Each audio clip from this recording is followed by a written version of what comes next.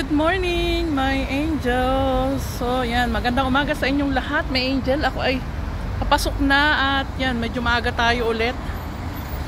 Pero tinan nyo ang araw, oh. Oh, 'di ba? Medyo sikat na siya. Magandang umaga sa inyong lahat, my angel. So, today ay waiting na lang ako ng bus. Ito pala guys yung trabaho ng mga call center dito. Yan, oh. Pipro. Mga nag-work sa mga call center yung mga yan. So guys, congrats sa atin kasi nagustuhan nila amo yung ating nuluto kahapon na fork with string beans, ano pa ba yung isa? Pininyang manok, and yung sinangag kasi nakakain na sila ng sinangag. Kaya lang yung dalawang putahe kahapon, never pa nila natikman yun at first time nilang natikman. So titingnan natin mamaya sa rep kasi nga nakatikim na po yung mga bata at nagustuhan po nila, lalo na po yung anak ni among babae. Hello my angel, tara na mamalengke muna tayo. Hindi tayo makapagdaldal, nakapasok na ako hindi ako makapagdaldal doon sa kusina kasi si sir nandyan pala ngayon at nasa sala si Sel, may ka-meeting siya sa kanilang company. Kaloka guys. Alam mo ba, doorbell ako ng doorbell kanina. Tapos si sir pala ay nandun lang sa salas. Hindi niya masagot kasi nga nasa kasagsagan siya ng meeting. Then ngayon ang trabaho natin kaila amo.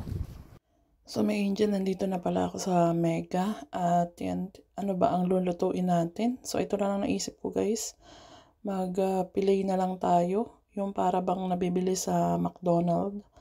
And also, naisip ko mag-pasta na lang, carbonara na lang ako. At saka, magpirito na lang ako ng papaya tuloy. Mag-fry na lang ako ng potato. Nakapamili na tayo, my angels. Sobra po ang init. Grabe. Ang hirap mamili kung ano. Ang naisip ko na lang lutuin ngayon ay carbonara. Ang luluto ko sa kanila. Tapos, yung parang pilet na chicken breast. Hindi man schnitzel guys chicken pilet.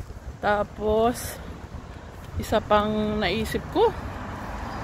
Ano pa bang yung pala guys, nalimutan ko, magpa-fry ako ng potato. So yun lang yung lulutuin natin ngayon. Medyo madali lang siya, kaya lang more on fry tayo. Wala ko ng tinapay ng parang Thai bread siya. Tikman ko siya kasi mukhang masarap.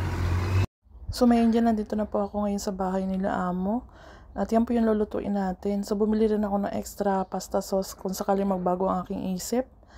So ayan, may angel, bumili pala ako. May sale kasi na yogurt. Kaya bumili ako guys. Ano lang yan, parang cents lang siya kasi naka-sale siya ng 50% off. So, mahilig ako bumili guys ng 50% off. Ibig sabihin ng 50% off, malapit na yan, ma-expired mga 3 months ago to 4 months ago.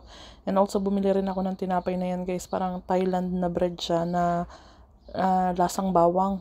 So, masarap siya. Gusto ko yung mga ganyang bread na, ang tawag doon, yung medyo maanghang. Basta ang nakalagay from Thailand So, paano may angel, mag-start na ako ng trabaho ko. And abangan nyo mamaya yung aking i-upload. And I know na magugustuhan naman nila yan kasi nakakatikim na sila ng carbonara sa akin. Kaya lang yung tati kong luto kasi yung carbonara, nilokohan ko yun ng pasta sauce. Kaya mix siya na mas masarap. So ngayon magluluto ako ng ganyan. Yan kasi yung ginagamit ng asawa ko. Parang breadcrumbs ba. So may angel, hanggang dito na lang. Maraming salamat sa inyong support. Bye bye. Ingat kayong lahat.